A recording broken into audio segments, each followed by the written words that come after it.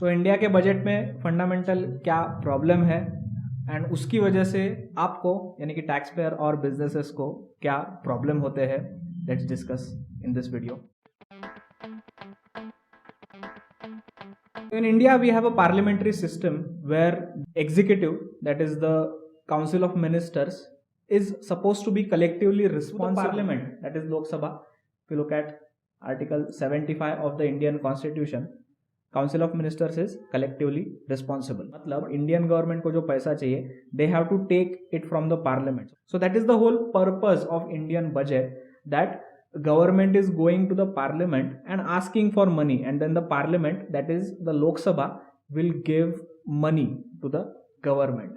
But if you look at the current condition in India, what is happening, majority of the Indian budgets or the demand that the government does on Lok Sabha are passed without any discussion or scrutiny.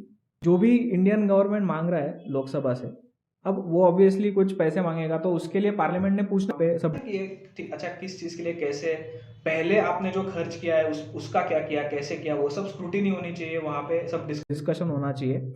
You will notice in reality what happens. Look at this chart here. 2018-19 का budget तो ऐसा था जिसमें 100% जो demand किए गए थे from the government, they were passed without any discussion. There was no discussion on that, all of them were passed. In later years, more than 60% of the demands are passed without discussion. So ऐसा हो क्यों रहा है? मतलब obviously this is very problematic, क्योंकि we know कि government का पैसा गवर्नमेंट जब खर्च करता है तो काफ़ी इनएफिशिएंट तरीके से वो करता है खर्चा, उसमें दिक्कतें भी काफ़ी आती है. तो obviously we will require right as voters की पार्लियामेंट में डिस्कशन करने चाहिए, but that is not happening. Now there is a very specific reason behind that, and that's the fundamental problem of India's budgeting process.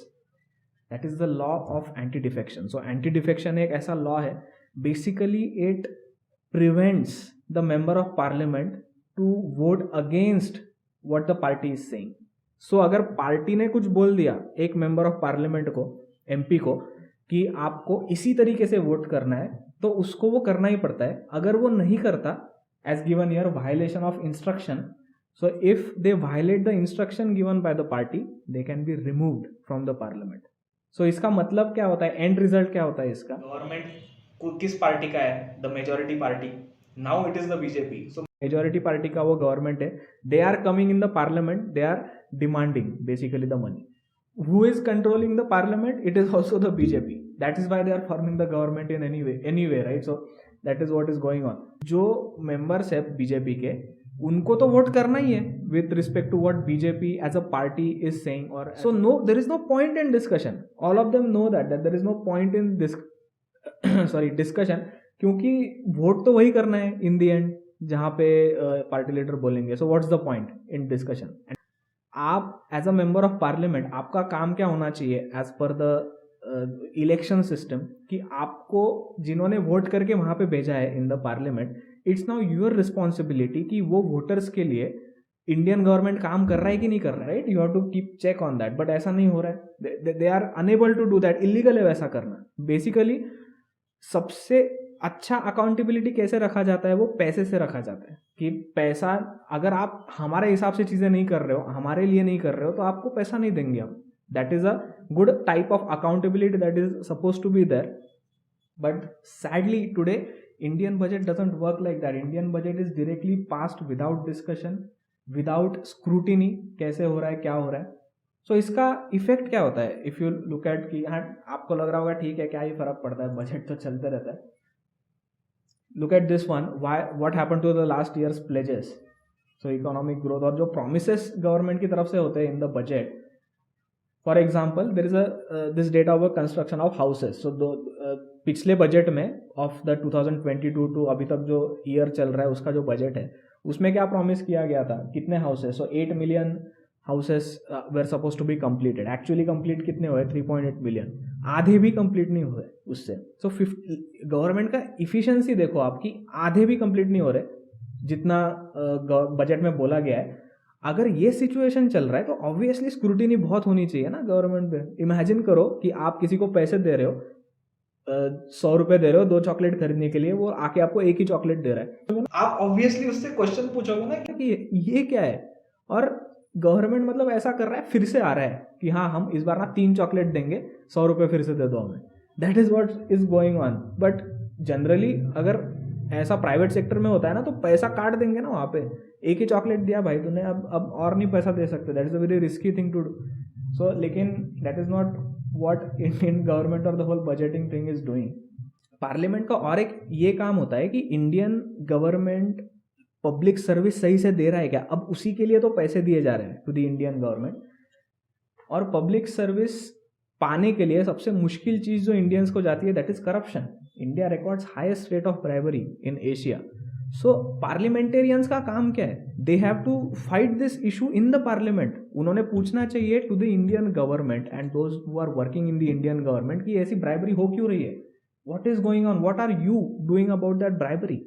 There are so many examples you can discuss in the parliament कि ऐसा चल रहा है, इसको कैसे बदल सकते हो। लेकिन नहीं, there is no discussion and पैसे दिए जा रहे हैं, बस दिए जा रहे हैं, बस दिए जा रहे हैं। तो इसकी वजह से क्या हो रहा है ना, टैक्स पेयर का दिक्कत कहाँ पे है, टैक्स पेयर ऑलरेडी पैसे भर रहा है ना ये सब सर्विसेज पाने के लिए from the government, but they have to pay it again. उनको पब्लिक सर्विस पाने के लिए फिर से पे करना पड़ता है, and they have to pay as a tax payer also to the government. So double तरीके से पैसा यहाँ पे टैक्स पेयर का जा रहा है। This is also same for the businesses. जिस हिसाब से पब्लिक रिसोर्सेज का यूटिलाइजेशन होता है इंडिया में, everyone knows that so much corruption is there. So you might expect in general case that parliament में तो झगड़े होने चाहिए, डिबेट्स होने चाहिए कि ये ऐसा कैसे, but you will see that there is a lack of debate in the parliament and anti defection law is the primary reason behind that. So what should happen then, क्या हमें इसके बारे में करना चाहिए। See US system is very interesting in that aspect कि उनके यहाँ पे ये एग्जैक्ट प्रॉब्लम होता नहीं है, बिकॉज वहां पे legislative branch that is the Lok Sabha and जो प्रेसिडेंट है दैट इज द गवर्नमेंट, ये अलग है। That is their elections are also different. और क्या होता है, प्रेसिडेंट को जैसे यहाँ भी है कि यहाँ पे पूरे गवर्नमेंट को पार्लियामेंट में आना पड़ता है to ask for money, similarly वहां पे भी प्रेसिडेंट को लोकसभा में, वहां के लोकसभा में आना पड़ता है to ask for money. But वहां पे जबरदस्ती नहीं है किसी को भी कि वो प्रेसिडेंट के हिसाब से देना ही है उनको वोट, जैसे हमारे यहाँ पे हो रहा है। वहां पे अगर आप किसी पॉलिटिकल पार्टी के हो और पॉलिटिकल पार्टी ने आपको आदेश दिया कि इस हिसाब से वोट करो, कोई जरूरत नहीं है उस हिसाब से वोट करने की। As a member of parliament you are allowed to vote even against that. There was a very interesting example.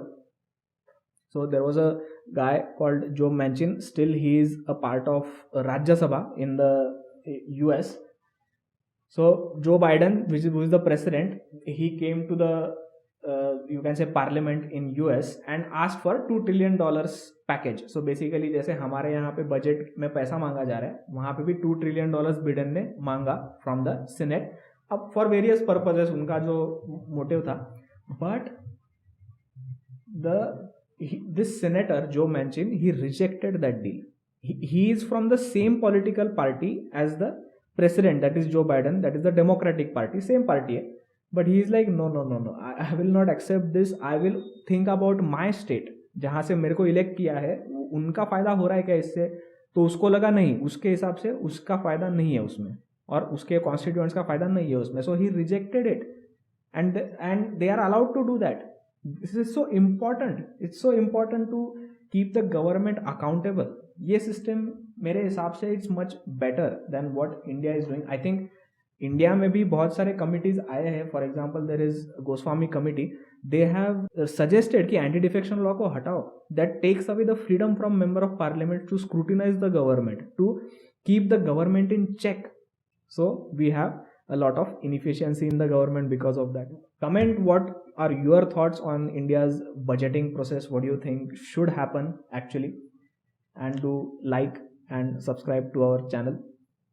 Thanks for watching.